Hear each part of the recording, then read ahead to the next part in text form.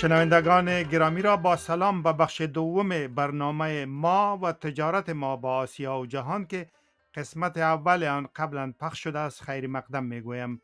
د ژوند لاره راه زندگی د لړۍ له ولسمشر محمد اشرف غني سره د پودکاسټونو په بڼه چمتو کیږي او خپریږي.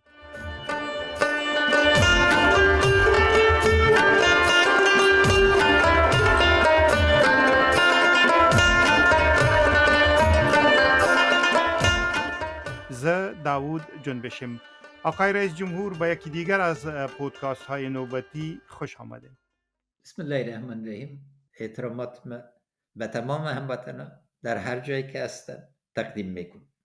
اوریدونکو ته یادونه وکم په تیر خبرونه کې مو د افغانستان په لنډ تیر تاریخ کې د سوداګرۍ د برخې ځینې مهم مسایل البته عمده او د سوداګرۍ د نوي موډل په جوړولو کې د داس شخصیتونو لکه مرحوم عبدالمجید خان زابلي ونده وڅېړله. نن به د همدغه بحث سیمه ییز او ځینې نړیوال اړخونه لږ سره وسپړو. غواړم له خپل چم گاون نه شروع کو او همداسې مخته لاړ شو که ستاسو اجازه د سوداګرۍ برخه کې. نو که د گاونډیانو په باره کې غږیږو فکر کوئ چاته د نږدې گاونډیانو خطاب کوو؟ حتمي خو نه ده چې دیوال شریک زموږ سره وي. د دوی وارداتي بازارونه له موږ نه کوم اقلام اخیستلی شي یا موږ ورته کوم یو تهیه کولی شو؟ ډېره مننه. لومړی برخه کې هغه ګاونډي دي چې دیوال په دیوال وي او بیا نږدې ګاونډي هغه دي چې یا یو یا دوه ملکونه منځ کې دي یا باید د هوا یا سمندر له لارې نه ورته ورسیږو. نو کم له کمه که وګورئ چین ده، ایران ده، پاکستان ده، تاجکستان ده، ترکمنستان ده، ازبکستان او بیا آذربایجان، قزاقستان، هند، روسیه، ترکیه، سعودي عربستان او متحده امارات. دغه هغه ممالک دي چې باید کم له کمه ورباندې ترکیزي، ځکه هم په ګاونډیتوب او هم د فرهنګي نظر نه هم د نږدېوالي نظر نه او له ټول نه مهمتر له اقتصادي قوت نه چې د خرید قوت یا د اخیستلو قوت ده موږ ته خاص اهمیت لري. روی هم رفته خب تعداد از این کشورها جدیداً ایجاد شده، تاریخ بسیار طولانی نداره، اما به صورت کل امی کشورهایی که نام بردن اینا خریداران یا شریکان تجاری افغانستان در ادوار گذشته بودن و اقلام ما را می خریدن یا در این ترکیب تغییر می با توجه به زمان؟ یک قسمت از این کشورها معلوم دارم. ما مناسبات بسیار قدیم داشتیم با چین. راه ابریشم از خاطر چین نامگذاری شده بود. سرک بسیار بزرگی را که شیشای سوری اساسش گذاشت و به نام جاده بزرگ یا گراند ترانک رود پسان انگلیسایی سرش سرمایه‌گذاری کردن و کیر و اینا شد. قبل از او از دوران بودایی موجود داشته. مناسبات ما با بین النهرین یعنی عراق موجوده چند هزار سال وجود داره. همچنین مناسبات ما با ایران، آسیای مرکزی کشورهایی بوده که به صورت دوامدار امروز ما مناسبات داشتیم و همچنین مناسبات ما با کشورهای جهان اسلامی اینا. اما هم از اینا به تجارت استوار بود که محورش شتر بود و بالای اقلام بسیار قیمتی تمرکز داشت. امروز ما سر نوع مناسبات بسیار جدید و قوت اقتصادی بسیار بزرگی که در این کشورها هم از نگاه اقتصاد عمومیشون و خاصتا از نگاه ای که این کشورها هم کشورهای صادرکننده بسیار بزرگ هستند. یک قسمت از این کشورها، تمامشون نه البته، هم قسمت زیاد ازشون و هم وارد کننده هستند. از این جهت باید ما سرش تمرکز داشته باشیم. زما په یاد دی نه پیږم تاسو په هغه وخت افغانستان کې وی کنه یو ډول غوړي د ایران نه راتله کو نومېدل او ما ته به همیشه دا پوښتنه هغې باندې به لیکلي چې برای مصرف خارج از ایران. ځان سره به مې پوښتنه کوله چې ولې یعنی دا ځان ته یې ښه جوړوي نورو ته یې خراب جوړوي که څنګه دی؟ همدا پوښتنه غواړم دلته وکړم. تولیدونکي چې اموال جوړوي ځان ته او نورو ته یو ډول جوړوي که دا بازار ته په کتو یې معیار وربدلوي؟ دواړه دي، ځکه ځینې ممالک لبعد مرغنه بدترین اجناس لیگی خارج له مملکت نه. تاریخ د مثال په توګه د غذایي موادو تیر سوي په سرحداتو کې یا نږدې هلته یې بدلوي او دا موږ بار په بازار کې لیدلي دي په افغانستان کې. جنسیت کې تغییرات یې فرق په دې راوړي چې کوم ملک نظام د دې لري چې کیفیت کنټرول کړي او ګمرکاتو کې او بیا بازار کې اصول و مقررات دي. دلته بین المللي اخلاق نشته. که امریکې ته څوک صادرات کوي ذهني توجه کوي، که امارات ته صادرات کوي له حده بیشتر، ځکه مقررات ډېر ټینګ دي او پیږي چې شته. اما که ځینې افریقایي ممالکو ته صادرات کیږي یا افغانستان ته صادرات کېدل یا کیږي، بیا په منځ کې توپیر ده. نو دا په وارد کوونکي ممالک پورې تړلې ده. له بلې خوا نه دا هم ده چې صادراتو دپاره ځینې ممالک امتیازات قایلیږي او دې دپاره چې هغه ترلاسه کړي نو بیا خاصې ټاپې دي چې هغه داخلي بازار کې خرڅ نشي، چې داخلي بازار کې قیمت اوچتتر وي. دواړه شته. نو دا چې کوم برخې کې و دې باندې زه نه پوهېږم، اما توپیر شته. ځکه وخت صادرات د دولت لخوا ملاتړ کېږي، یو اصل دا ده چې باید داخلي بازار سره رقابت ونه کړي، ځکه ورته امتیازات قایلیږي او د هغه په بدل کې یو سرټیفیکیټ ورکوي. پاکستان کې دا په ډېره سویه موجوده وه، ځینې نورو ممالکو کې مو شرقي اسیا کې هم وه، اما هلته خبره په دې کې وه چې کیفیت باندې څنګه تمرکز وشي او کیفیت چې په عمومي توګه اوچت شي، بیا دا خبره کمیږي. پس به این صورت چی تغییر کلی در سیاست‌های تجاری و مراودات تجاری جهانی نسبت به دوره‌های گذشته ایجاد شده و به وجود آمده؟ یک قسمت از این مقررات سازمان جهانی تجارت است که وضاحت بسیار خاص دارد که کدام اقلام به چی رقم باید طبقه بندی شود. قسمت دیگه از شرایط صحی است. بدون سرتیفیکیت صحی و بدون زنجیر ارزش مقررات دیگه است که از اطفال سو استفاده نشه یا بردگی، چون شرایط بردگی در حقیقت در تولید خاصتا بعض اقلام وجود داشته در بعض ممالک و نوع بسته‌بندی و اینا. یعنی گذشته نسبتا مقررات ساده بود، فعلا مقررات کافی پیچیده است، طویل است و ضرورت فهم واضح دارن و هم با مناسبات یا مایدای یا قراردادهای دو جانبه ارتباط داره و هم با معیارهای بین‌المللی. نظر به ایست که در کدام بازار چی رقم میخواین رقابت کنید. در عین حال بدبختانه هم اروپا و هم امریکا مقررات نهایت دشوار بر صادرات زراعتی داره، از جهتی که در هر دوی از این منطقه بزرگ زارعین خود تقویه میکنن و تمام باقی دنیا لکچر میتن و شرط میگذارن که باید نوع تقویه وجود نداشته باشه. اما خود ژاپن هم در طور مثال در قسمت حفاظت تولید داخلی برنج به اندازه سختی بود که حد و اندازه نداشت. یعنی دو نوع است. یکی پالیسی روی کاغذ است که تجارت آزاد است.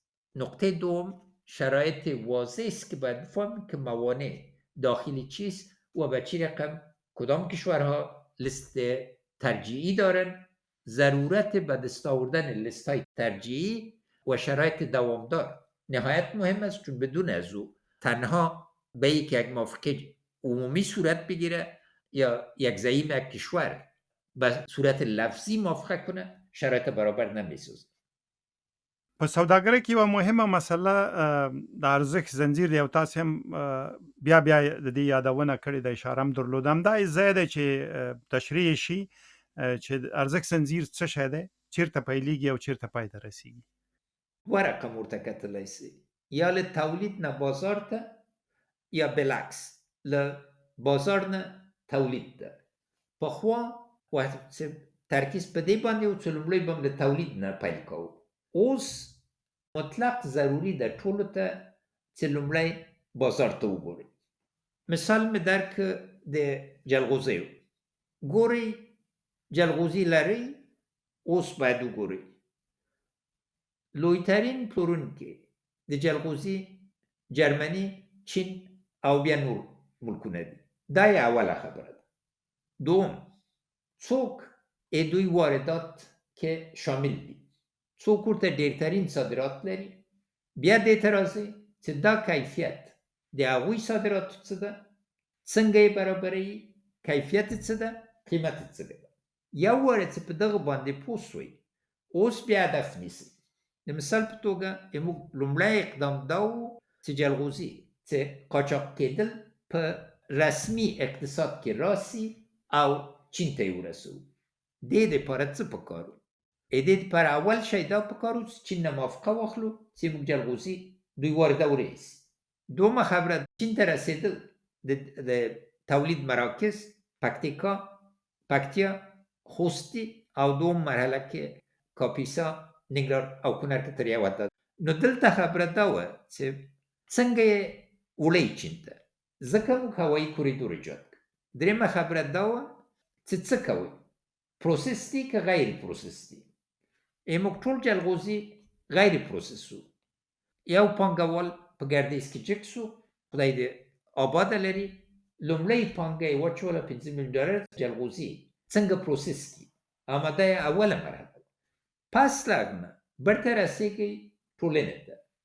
پخوا د جلغوزي ونې یې پرې کولې لرګي پایس باندې، دا ټولو ولسوالیو کې، او خدای دې دوی ساتي، دوی په یو موافقې ورسېدل چې پس د دې نه به نه یوازې څوک د جلغوزي ونې نه وهي، په دې هم راغلل چې وزې به بندې سي، ځکه وزې جلغوزي څانګې چې ټیټې یا نه وي.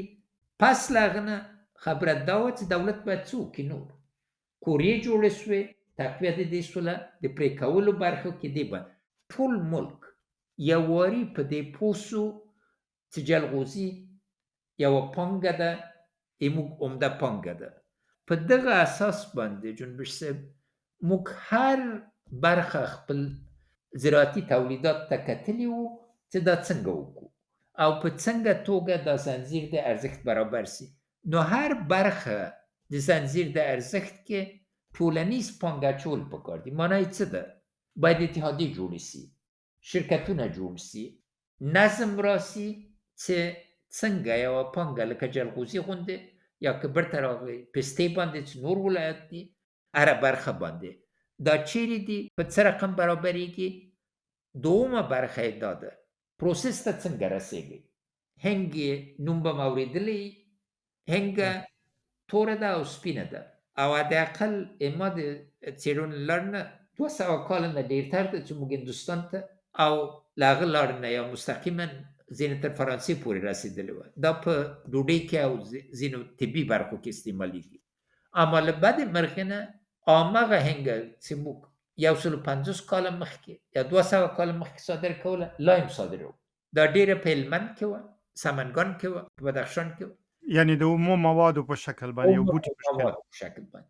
اوس که دغه بدلوي، هغه له $200 میلیون په حدود کې ډېرتر صادرېدل وخت چې هوایي کوریدور هم ایجاد کړ. اما که دا پروسس سي، سم ترتیب باندې ونیول سي او له عمومي مواد نه پاخه سي، هر مرحله د پاخه کولو کې ګورئ چې مقدار څومره کېږي.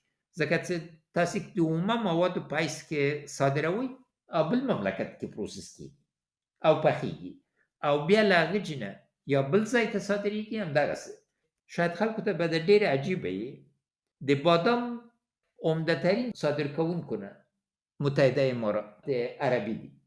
دلته خو معلومدار د بادام باغونه نشته، اوبه دلته دومره کم دي، اما دوی اومه راوړي او بیا یې بیرته صادروي. هره برخه د دې بشري قوه غواړي.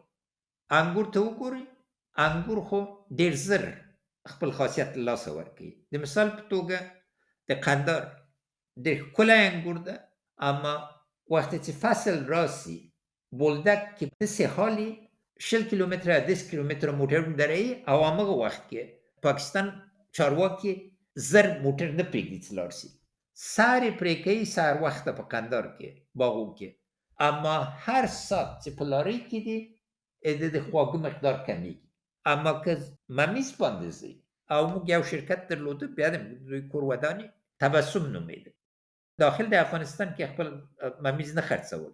کانادا ته هم بازار خلاص کړی و، ټول اروپا کې هم بازار خلاص کړی و، او په دې کې و چې د امریکې بازار خلاص کړي. بله برخه دا ده چې وخت صادرات کوي دې باندې باید باورمند یا ملک چې منځ کې مخدره مواد نشته. نن د مثال په توګه ډېرو ملکو ته که صادرات کیږي هر کارتن باید بیل وګوري. بازار یو نظم ده. هرات کې هیڅ وخت ما به ایر نسی یو باغدار راغی ما ته ویل پخوا اعمال حاصل نه یوازې دریم برخه ما ته به ګټه راوسته، نوره برخه به ګنده سوله. ویلې اوس یو دریمه برخه مې صادرات ده، یو دریمه برخه مې داخلي بازار ده، یوازې 10% الله ورکو. زه پس له دې نه تا نه تولید باندې توجه نه غواړم، زه تا نه بازار غواړم. ایموږ ځمکه غنمو ته ده، 15 میلیونه تنه په کال کې عمومي توګه حاصل لرو. ایموږ د غنمو تولید ډېر ټیټ ده په پرتله د هر جرب. ما قیمتي ترین منبع د اوبو لرو او دا که یوازې په غنم ځي نو تاسو فکر وکړئ چې د دې حاصل څومره راځي په پرتله د هغه نورو موادو باندې. او اوس راځي بازار ته د مثال په توګه عمده قوت د اخیستلو بازار چین ده، ایران ده، قزاقستان ده، هند ده، روسیه ده، عربستان ده، امارات دي.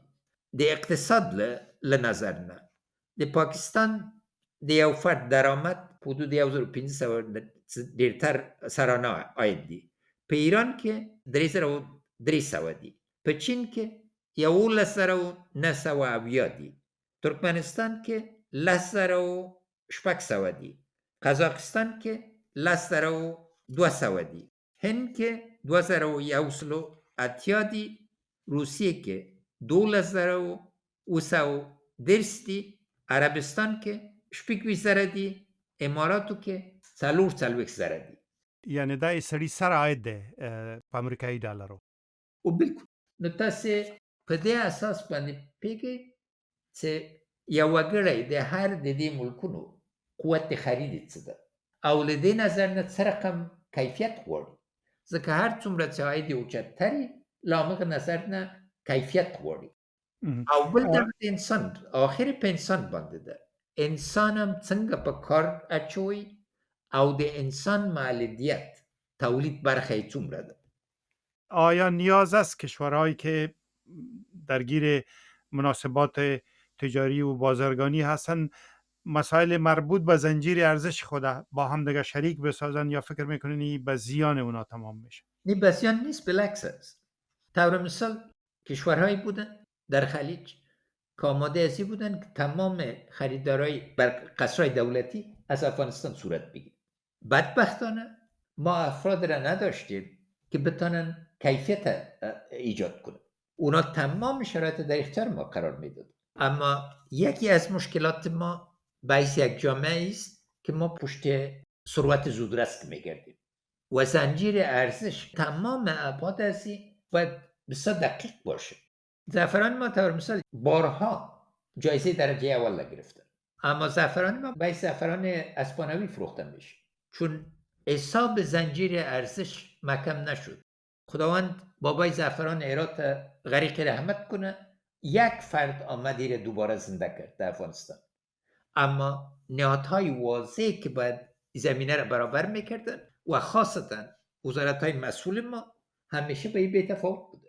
ممالکی که صادراتی بودن جدی گرفتن تمام ابعاد از این فکر میکنن و اینال بخش دیگه زنجیر ارزش معلوم دار زیربنا میخواه و ترتیبات دیگه. چند پوانتون ماست، چند دستگاه دولتی ماست که به صورت منظم بحث زنجیر ارزش دارن و نقشه از این در مغز خود دارن که کجای افغانستان چی را تولید میکنه، چطور وصل شده میتونه. چون نقطه دیگه ارتباط ازی وحدت ملی است. تمام از این بخشا باید با هم مرتبط شد. دلته یو بل زنجیر مشته چې د مولد او مستهلک رابطه ټینګي او ترجمه کو د تدارکات یا انتقالاتو کړي یا زنجیر ورته ویلی شو. دا څه شی دی په کوم اصولو تنظیمیږي؟ د مثال په توګه کې یو موټر تولیدوي په امریکا کې ټول په امریکا نه راځي. یو برخه له کوریا نه راځي، یو برخه له تایوان چین نه راځي، یو برخه له چین نه راځي، ځکه تولید نړیوال دی. انتقالات هم نړیوالې دي. نو دلته ده چې دا د تدارکاتو زنځیر ته ګوري. د کووید دوران نه پس یو عظیم بحران په ټولې نړۍ کې راغی. مسله په څه کې وه؟ د مثال په توګه د امریکې د موټرو تولید کوونکو تخمین شوی په حدود 240 میلیارد ډالر یې له لاسه ورکړل. دلیل یې څه و؟ په حدود د 1000 چپس یا د ماشینونه دي، واړه ماشینونه دي، 1000 دانې له دې نه استعمالیږي. دغه که دوی سمه محاسبه نه وه کړې، خپل قراردادونه یې لږ کړي وو. وقتی چې کووید ختم ته ورسید، کافي چپس نه وو. ما اکثر خپل محصلین په امریکې کې سوپرمارکېټ ته بلېږم او بیا به مې ورته ویلې چې دا هر ورسۍ ته وګورئ، دا ماته معلوم کړي چې دا شی چې په دې ورسۍ کې دي له کوم ځای نه شروع سو، څه ورباندې سوي، څنګه راغلي دلته، او بالاخره یې تاسو په ډوډۍ باندې ختمیږي یا مصرف باندې راځي. نن خبره د دې ده که صادرات کوئ باید پوه سئ چې تاسو انتقالات په ځای دي او قابل د اعتماد دي. ولې موږ هوایي کوریدور منځته راوړو؟ ځکه هر وار به یې موږ باندې یا بولدک به یې تړی، یا تورخم به یې تړی، یا دواړه یې تړی. ولې ازبکستان سره کوریدور ایجاد کړ؟ ولې د لاجورد کوریدور له ترکمنستان نه تر آذربایجان پورې او بیا د چابهار کوریدور او دا نور ایجاد؟ ځکه باید اعتماد ولري. او که یو برخه د دې وتړل سي، تاسې پوهېږئ چې نتیجه یې په چا باندې راځي؟ نتیجه یې په هغه باندې راځي چې چا تولید کړی او څوک یې څه اخلي.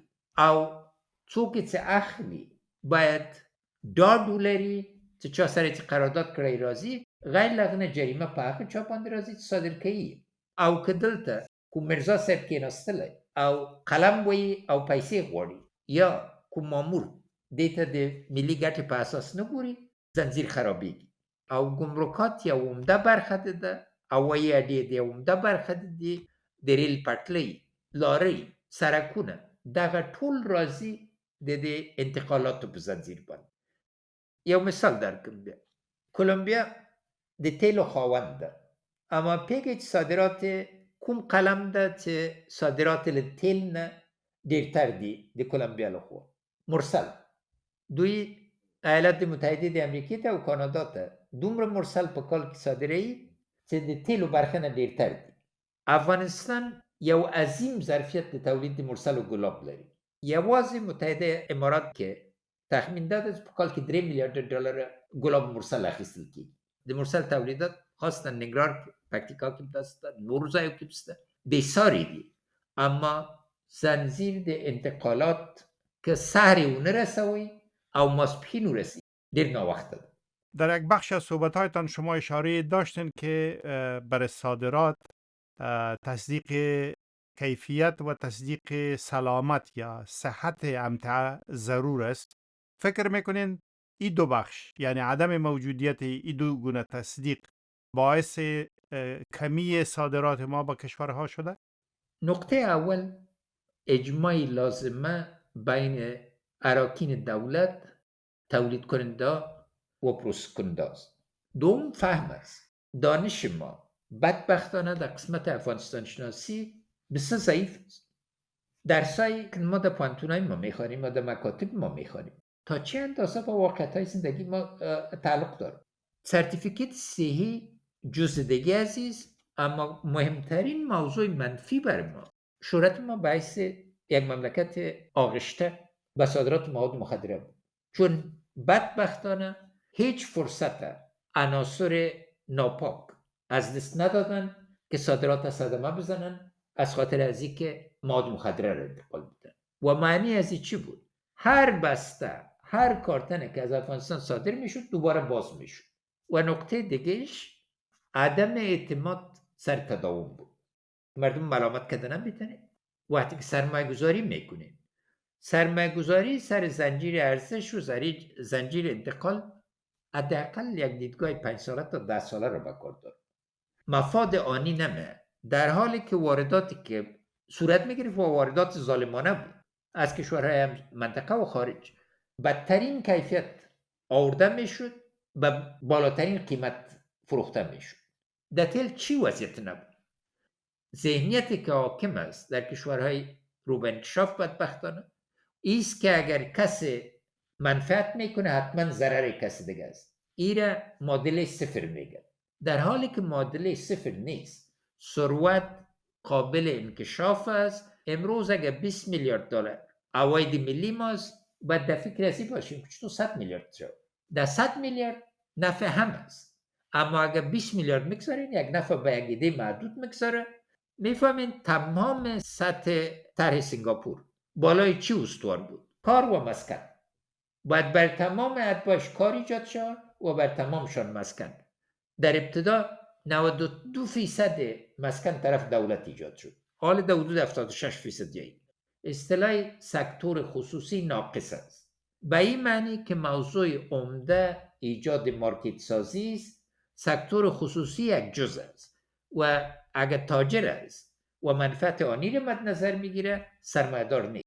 در ایجاد مارکت نقش نداره. بازار به ذات خود به یک مارکت صادراتی بدل شده نمیتونه.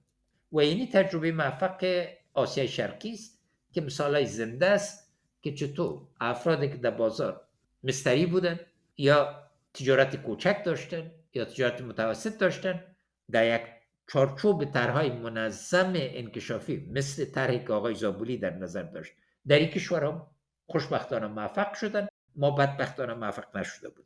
چې افغانستان سره رابطه ورکړو د موضوعاتو فکر کوئ څنګه آسیایي تجارتي بازار ورته وایست کړی یا زنجیر ورته وایست دغه ته افغانستان ننوتلی شي؟ تاسې څو ځله بیا د افغانستان د آسیا د تجارتي څلورلارې اصطلاح کارولې وه. څه باید وکړي چې دغه رښتیا هم په دغسې یو څلورلارې بدل شي؟ لومړی طرح واضح است، ایلمندیم چې بیا له صفر نه پیل نکو. طرح افغانستان دپاره دی که زه وسیله وم که نور وسیله و، موږ باید هغه شی چې زده کړي دي په هغه باندې عمل وکړو. هغه چې مثبت دي باید بیړه پکې وکړو، او هغه چې نه دي ورنه باید درس واخلو. دوم باید په عمومي توګه دې نتیجې ته ورسیږو جنبش صاحب چې آیا اقتصاد محور پالیسی باندې لازمی اجماع جوړوو که نه؟ آیا غواړو چې بېوزلي اوسو؟ آیا غواړو چې یو بډای ملت اوسو، اوسا ملت اوسو؟ که دې باندې اجماعي، پس له هغه نه بیا به لازمي اجماع په دا ده چې څه رقم اقتصادي سیاست هم پکار ده او څه رقم مشروعیت هم پکار ده. دغه ابعاد ټول یو بل سره تړلي دي. زه به څو مثاله درکړم. ایران 352 میلیارد عاید ده. حدود 10 قلم موږ ایران سره په بحث کې وو چې دوی د لاتین امریکې او له افریقې نه اخلي. دغه برخو کې ایران سره منځ مهال یا اوږد مهال قراردادو باندې راتلی شو. ما ایران ته وویلي وه چې کمال خان مفتاکاو چې دا اوبه دا نیمروز و فراد له هرات نه نیولې تر قنداره پورې یوازې د افغانستان کدو نه دي، د ایران کدو دي. اوبه انتقالیدی نیسي، اما این پیداوار رو ته ضرورت ده او ایران په کال کې 55 میلیارد ډالر واردات لري. بل خوانه قزاقستان په کال کې 9 میلیارد ډالر واردات لري. په غنمو کې هیڅ څوک په منطقه کې قزاقستان سره رقابت نشي کوي، او موږ ډېرترین غنم له قزاقستان نه راځي، او په خوا له دې نه چې ما دا لاره برابره کړله او د ازبکستان نه منندو یو چې انتقالاتو کې هیڅ وخت خنډ پېښ نه کړ. موږ اکثریت غنم له پاکستان راځي او همیشه ورباندې سیاسي چې شي کېده. نه پوهېږم چې تاسو الماتي ته او استانه ته تشریف وړئ که نه؟ استانه مې نه ده لیدلی، خو الماتي کې څو ځله وم. استانه څومره سوړ ده، په 2 دقیقو کې زه نږدې یخ وهلی له موټر نه تر قصره پورې چې نظر به افراط هرکلی ویلې. دغلته لویترین بازار موږ میوه‌جاتو موږ سبزیجاتو ته ده. اما دې باندې باید یو فیصله وکړو. آیا غنم په اساسي توګه له قزاقستان نه اخلو او که یې اخلو؟ آیا لکه ځینو نورو ملکو غوندې هلته ځمکه اخلو او مدیریت خپله کوو، یا دوی سره په یوازې قرارداد رسیږو؟ او دوی تیار دي موږ سبزیجاتو میوه‌جات دپاره. معلوم داره تاسې لیدلي دی دوی سویه د ژوند ډېر اوچته ده. دوی 10 ډالرو نه څه پاس په کال کې ملي سرانه عاید لري. نو موږ باید سبزیجات میوه‌جات دلته لیکو په هغه معیار برابر. روسیه خپل مڼې له پولند نه اخیستل. موږ مڼې بېسارې دي، قیمت ډېر ټیټ که مو غواړو د دې مڼو صادرات وکړو. د روسیې بازار ته آسانترین لاره دا ده چې ترمز کې چې ازبکستان ډېر اوچت تاسیسات جوړ کړي دي، اما ورنه ګټه نه اخلي. دا تاسیسات کې راونیسو، ټول د دې ترمز کې بسته بندي سي، له ترمز نه د اوسپنې پټلۍ مستقیم ماسکو دې ته ځي او بیا به اعتبار وي چې منځ کې نور شیان نشته.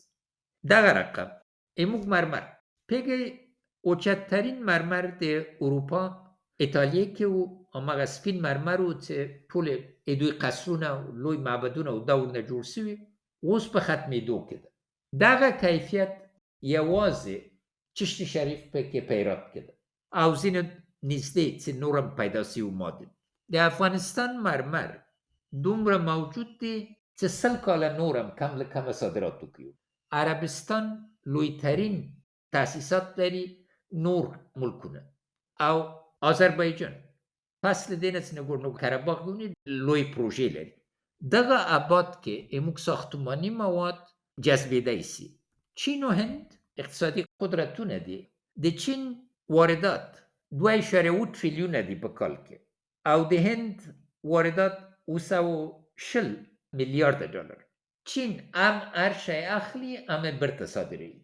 که دغه ټول نظر کې ونیسئ لیدای سئ چې ولې دا منطقه موږ ته مهمه ده. فضل د خدای موږ تنوع هغومره چې ژبو باندې پیږو، هغومره چې مشترک روابط لرو، عنعنوي تاریخ لرو، یو بل سره راشه درشه کولی سو، بیا دا ټول استعمالیدای سي. اما دا نتیجه یې دا ده چې موږ په مسلکي تعلیماتو باندې یو عظیم زور راسي. هر دوم مسلکی تعلیمات باید ابتدایی تعلیمات سره یو ځای سي. هر څوک چې له مکتب نه له شپږم صنف نه وځي باید حداقل د دې سواد ولري چې یو مسلکي برخه کې کار وکړي. او هر تعلیمي کال باید ارزښت د بشري قوې د تولید نظر نه واضح سي. او پوهنتونونه اساسي بدلون غواړي. بله یې دا ده چې د یو افغانۍ یا یو ډالر په اهمیت باندې پوه سو. دا ارقام راغلل چې امریکایانو دومره راوړي دي، دا هغه یې په ځان باندې لګولي دي. اکثریت د 1 میلیارد امریکایي ډالر واقعي اهمیت په افغانستان کې 50 میلیون ډالر نه ډېرتر نه و. زه بار درته ثابتولی شم. خبره په داخلي تولید کې ده. وخت چې داخل کې تولید کوئ دا پیسې د تاسې دي، ګرځي لاسم خلاصوي. هر څومره چې په خارجي مرستو باندې اتکا ولرئ، تړلي اوسئ، تر هماغه لاسونه هم تړلي دي، ځکه هر د دې هغه له شرایطو سره راځي. نو که واقعي استقلال غواړو او ازادي غواړو، دا بې له دې نه چې خپل پانګې له موقعیت نه نیولې تر نورو ابادو پورې، او دا بیا ښار کلي سره تړي، کلی ښار سره تړي، کوچی دیشین سره تړي. هره برخه د دې قلم په قلم دا فکر غواړي. یو عمومي طرح ده او بل بانکداري برخه. 200 میلیون ډالر هم په بانکو کې دولتي بانکو کې درلودل، اما ډارېدل د دې چاته قرضه ورکړي، ځکه زورواک راغلی و، یو وارې به چې پورې واخیسته، پس د هغه نه به چا ورنه نسو اخیستی. یو انګلیسي بانک راغی، ما په غوښتنې وخت چې وزیر د مالیه و، د وزارت خارجې مخکې 2 میلیون ډالر ورنه وتښتول، پس د هغه نه مجبور سو بانک وتړي. اقتصادي امنیت یوه خاصه طرحه ده او ابعاد واضح دي او انشاءالله تعالی کیدونکي دي، په شرط چې موږ ټول نتیجې ته ورسیږو چې څه رقم افغانستان غواړو. بله، شما اشاره کوتاه در مورد تغییر نصاب تعلیمی مکاتب داشتن که حداقل یک کسی که از صنف 6 فارغ میشه در یک بخش مسلکی مهارت داشته باشه. به صورت کل میخوایم بفهمم که برای آماده ساختن افغانستان که واردی تعاملات با منطقه و جهان شود به چه نیروی مسلکی و بشری نیاز است و از کجا شود بایدی؟ شروعش آسان است، از خاطری که در بخش تعلیمات مسلکی صدها برنامه آماده است. کل از دیجیتال شده، آمادگی داره، یک ظرفیت بسیار خوب با وجود آمده و تقویش بکنه. نقطه بنیادی است که هر فرد افغانستان باید ظرفیتش بدل شد. ما باید انسان محور باشیم. زمین اگه میخواین که بهترین معلولیت داشته باشه، اگه برق تمام ابعاد بگیره، آیا بدون انسانی را انجام داده میتونه؟ انسان مرکز است. اولویت اساسی در تغییر ظرفیت انسان است. من نمیگم از خاطر که افغان است و و همیشه شکر کردیم که در افغانستان تولد شدیم، افغان هستیم. استعداد ما ناب است تا روزی که در دستگاه تعلیمی دچار تعصب و کوتاه‌بینی نشیم و نصاب تعلیمی ما را به افراد متعصب بدل نکنه. یعنی در پوهنتون کابل ما واقعا افتخار میکردم که محصلین صنف اولمی، ظرفیت از اینا، عطش از اینا بر دانش و احساس از اینا. هر برنامه ملی را که در افغانستان ساختین که باید در تمام افغانستان مورد تطبیق باشه، مردم مخالفت نکنه. اختلاف وقتی شروع میشه که یک نقطه را سر نقطه دیگه ترجیح بده. وقتی که معیارها واضح باشه مردم جمع میشه. از این جهت ضرورت عزیز که ما توجه بنیادی مایی باشه که نه تنها امروز بلکه دنیا در 5 تا 10 سال آینده با کدام جهت روان است. امروز طور مثال هیچ کار مسلکی بنیادی را بدون دانش کامپیوتر، بدون دیجیتال شدن انجام دادن نمیتونه. خاکشناسی را، خاکتان باید بشناسید. چند فیصد خاک افغانستان رو میشناسید؟ کیفیت آبتان باید بفهمیم، چند فیصدش رو میفهمیم، شیوه استفاده را. اینی نقاط است که یک تغییر بنیادی میخواد. نقطه خوب در چیست؟ تجارب جهانی بسیار قوی وجود داره که ما از پیش استفاده کردن میتونیم، اما غرور از این که فکر کنیم که با یک ماستری یک دکترا عقل عالم میشین امکان نداره. با مردم باید کار کنیم. یک طرح واضح تغییر ظرفیت کلی مطرح باشه و از عبقریت بگذریم، مردم محور فکر کنیم، نه ای که به یک اقلیت خرد فکر میکنیم که عبقریت دارن و از هم بلندتر است. افغان ها همه مساوی یکی دیگر است، از طفل گرفته تا پیرمرد و پیرزن. فکر جدی اینا رو به کار انداختن و فرهنگ ما هیچ نوع به اختلاف نداره. طور مثال در بخش زیورات ما میتونیم به یک صادر کننده بسیار بزرگ تبدیل شویم. عمده ترین کار زیورات خانم ها در دنیا انجام میتن و شرکت های تولیدی بر زیورات کلش میتونه تنها از خانم ها باشه. انواع مختلفی عزیز که چطور زنجیره ارزش تغییر میده، اما ظرفیتشان باید مد نظر گرفته شي. تاسو ویل چې د افغانستان لپاره اوس ښه والی دا ده چې نړیوالې واضح تجربې شته، هغې ته په کتو کیدای شي خپله لاره اسانه پیدا کړي. په دغه تجربو کې د مولد صادروونکي او دولت نقش د تجارت په دې ټوله معادله کې څه شی دی؟ موږ همدغه کاپي کولی او راخیستلی شو؟ ډېره عمده پوښتنه ده. او اصلي خبره دا ده چې باید درې اړخیز ډاډ موجود وي چې ټول په یو هدف دي، اما دوم تفکیک د وظایف دي. په واضح توګه ځینې کارونه یوازې دولت کولی شي، ځینې کارونه یوازې پانګوال کولی شي، اما تاجر و پانګوال منځ کې تفکیک پکار دی. هر څوک چې تجارت کوي باید پانګوال باندې بدل شي. اما لویترین طرح دا چې موږ تاجران فضل خدای کافی امکانات لري، اما پانګې وایستلې له افغانستان نه پیدا کړي، باندې وایستې، باندې پانګوال دي، په افغانستان منځ کې تاجران دي او دغه تفکیک واضح دی. میلیاردها ډالر د افغان تاجرانو په لاس کې ده او افغانستان کې به یو دکان درلود او یو کرایي کور به درلود او زه نه معلوم تو با شرایط دی لیدل د سیاستمداران بیعت و معیت ورکوي، نو دوی ولې پانګوال شي؟ فرمول په دې کې ده چې په ګډه راځي او نه ودیده ده او تفکیک هم واضح پکار ده چې کیفیت، قیمت، مؤثریت، شفافیت دا ټول په یو چوکاټ کې راځي. د مثال په توګه خصوصي سکتور ادعا لري چې یو بند په 300 میلیون ډالرو تمامېږي او د دولتي سکتور له نظر نه په 60 میلیون ډالر کوي، نو دا لیونتوب ده چې بیا هغوی ته ورکوي. هغه پانګه اچول نه دي، هغه احساس د مسؤلیت نه ده، هغه دا ده چې جیبونه ډک کړي. اما که دولت بالعکس وایي چې زه په 80 میلیونو کوم او په سم کیفیت باندې نه، او واقعي پانګوال راځي او وایي زه دا په 25 میلیونه یا 10 میلیونو کوم او په سم کیفیت باندې، نه دا بله خبره. دولت منځ کې باید د نظارت د طرحو پوهېدل، تخنیکي برخې، اجتماعي برخو څېړل، دغه ظرفیت ایجاد شي. د پانګوالو په برخه کې باید کاري ظرفیتي او واضح دریځ چې دوی پیدا کوي دوران کوي، باندې نه باسي، خپل ملک کې زنجیر د ارزښت او زنجیر د تدارکات تو ته پراخوالی ورکوي.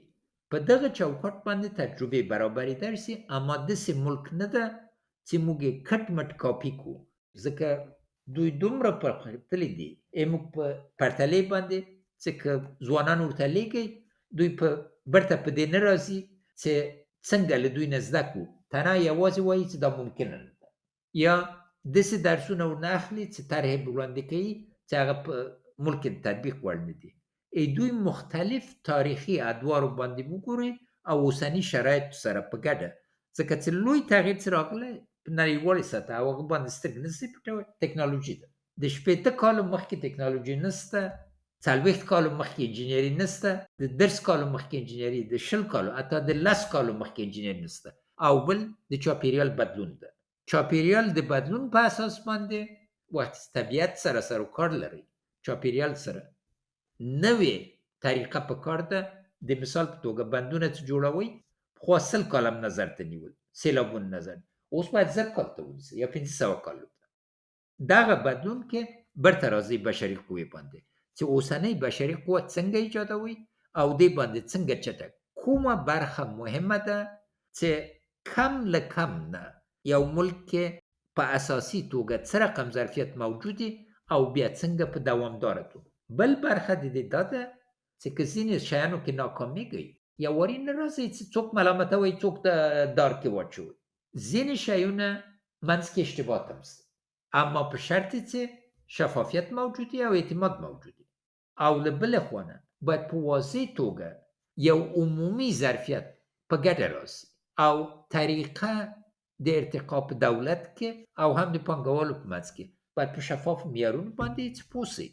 رقابت، مشروع رقابت د پانګوالو په منځ کې د دې لپاره چې کیفیت څنګه اوچت کړي او کمیت ډیر کړي او څنګه رقابت ډیر کړي. هغه خلک باید امتیازات ولري او تقدیر سي، او هغه څه نه راځي بازار کې باید دا شرایط موجودي چې وتړل سي، نه دا چې هر شي باندې ودرېږي.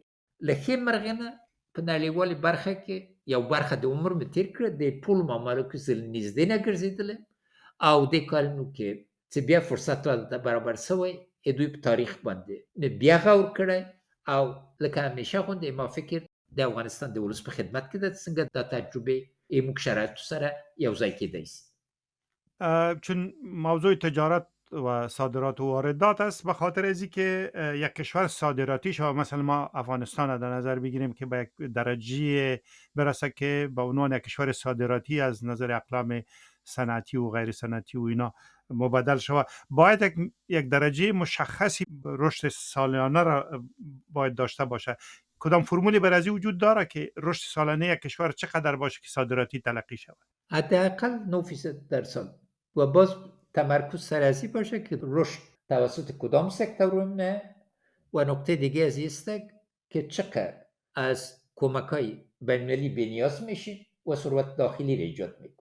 و عوامل سرعت در چیست؟ و قسمت بعدی از است که در یک مملکتی که اکثریت مردمش هنوز از زراعت نان میگیره، سکتور زراعت چطور صنعتی میسازه، مثل که آقای زابولی با وضاحت این طرح داشت و عملا تطبیق کرده بود برای ایجاد وسیع ساختن ازی بود. و ابعاد دیگه ازی تنها تولید داخلی نیست، ما از راه انتقالات یک ظرفیت بزرگ ایجاد کرده میده. پروژه تپی چی بود؟ پروژه کاسا چی بود؟ به حیث قلب آسیا از یک طرف بازار تولید کننده بزرگ انرژی در کشورهای آسیای مرکزی وجود دارن، از طرف دیگه آسیای جنوبی سخت محتاج انرژی قابل اعتماد است. انتقال انرژی، مواصلات به عین ترتیب، یعنی تمرکز ما زیادتر سر زراعت و سر صنعت بود، اما انتقالات افغانستان یک مرکز بزرگ انتقالات شده میدونه و این نوع خاص سرمایه‌گذاری به کار داره. و نکته اول از است که سرکا که میلیاردها دلار سرش رفت از طرف چند شرکت ترانسپورتی از بین برده شد. سرکا ساخته شده بود برای 8 تن، اینا بین 50 تن تا 100 تن انتقالات ایجاد کنه. بدون شبکه سرتاسری خط آهن یک قسمت عمده انتقالات ما بر منطقه صورت گرفته نمیتونه از نگاه اعتبار. بنابراین اولویت بندی بکاره. سرک به ذات خود به تنهایی به کشور صادراتی شما را بدل کردن نمیتونه. ای که مزرعه چطور با بازار جهانی ارتباط داره، با مراتب مهمتر از اینکه چند سرک قیر میسازی. یک طرح شده بوده که سرک میلیاردها دلار سر سرک رفته که ما سر آب سرمایه‌گذاری صورت نگیره. سر شهرهای ما سر مسکن و غیره باید به صورت اساسی سنجیده شود تا یک فرموله که مثل سنگاپور وره کار و مسکن و تعلیم چطور ایجاد کرده بید. یک افغان باید کار آبرومند داشته باشه، مسکن آبرومند داشته باشه و ظرفیت مغزی آبرومند و مسلکی داشته باشه. اگه این سه چیزه میگیرید نتیجه از این اعتماد سر آینده است. اینی ابعاد سنجیده شود. مثلا چند نقطه را گفتم. فرمولایی که به صورت اساسی میه که تمام دارایی‌های ملی ما، سرمایه ملی ما از خاطر ایجاد یک افغانستان مرفه، آباد و باثبات و مردم سالار در خدمت مردم قرار میگیره. فرمولش رو باید خود ما پیدا کنیم که چی نوع ترکیب جوابگوی از این نوع ضروریات است. ستاسو دغه وروستۍ جملې ته په کتو یعنی دا هر څه دغه ټول اهداف چې موږ وڅېړل چې ضروري دي ورسېدل غواړي دا بیا هم په افغانستان کې د نظام له بڼې او د افغانستان د دولت د حکومت نړیوال اعتبار پورې به تړلي وي. بالکل ځکه بې لغنه دا رقم امکان نشته که غواړو چې نړۍ نه ځان بېل وساتو ځکه چې پخوا وساتو او بیا وایو چې همدې باندې قانع یو نو هغه یو لار ده. اما که ځوان غواړو د ځوان لارې باندې باید نتیجې ته ورسېږو او که لاره ونیوله بیا نیمې لارې کې ستړتیا د منلو وړ نه ده. موږ بار موږ تاریخ کې یو اوچت غره مخکې وو 10% چې مخکې لاړو یو واري غاوره سو و اوارې ته رسېدلي یو نو بیا چې لوېدلي یو ډېر سخت لوېدلي یو. اوس هندوکش غرونه تېرېږي دا کوتلونه اوچت دي او دا حوصله غواړي. پخوا هم دا رقم حوصله درلودله. غیر له هغه نه هندوکش به څنګه د وحدت غر باندې بدلېدله دې کوتلو سره چې وه. نن ملا همدغه باندې تړل پکار دي. نن فزیکي غره باندې نه خېځئ، معنوي غرونو باندې خېځئ او حوصله باید ولرئ او دوام باید ولرئ. دا څو نسله غواړي او د نسلونو قرارداد پکار دی او هغه بېله یو دې نه چې یو نظام وي چې باورمند یو پکې بیا نسي کېدی. د دې خپرونې پای ته رسیدلی یو. زه غواړم دا پای بیا د افغانستان د یوې مهمې را روانې نیټې سره وتړم چې هغه د معاصر افغانستان د جوړېدو 300مه کلیزه ده چې 2040 کې به نمانځل کېږي انشاءالله او موږ دې پودکاسټو کې بیا پرې غږېدلي یو. فکر کوئ د ارزښت زنځیر د نوې بڼې د را جوړولو له پیله تر هغو چې دغه نیټې ته رسیږو باید کومه تنوع او رنګارنګي ولري چې زموږ دا څېره بیخي ورسره بدله شي؟ اراده، طرح، نیت، عمل.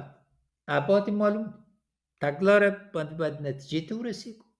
ملي اراده باید ولرو، لازمي اجماع ولرو، نیت هم باید د جوړولو وي او حوصله او تمرکز د دې چې د هدف ته ورسېږو او نه ستړي کېږو. بریالیتوب عجیب شی ده جنبش صاحب. وقتی چې بریالي اوسئ او لاره معلومه وي ټولو کې همت راځي، ټولو کې حوصله راځي. واسه خلک وګوري، ولس وګوري، خویندې، ورونه، پیغلې، ماشومان، ځوانان چې ځوان په پرمختګ کې ده ملا تړي خپل عقل په کار اچي، زمینه برابریږي، شخصیتونه وده کوي او دې په ځای چې یو بل سره په جګړې کې چې نیمه ډوډۍ څنګه تقسیموي په دې باندې راځي چې څنګه د ډوډۍ فابریکه جوړوي چې نورو ته یې ورسوي. دغه ذهنیت په کار ده. ذهنیت بدل کړئ انشاءالله تعالی 300مه کلیزه به ډېره خوندوره وي. بیا به هغه ورځ کې د احمدشاه بابا روح آرامه سي.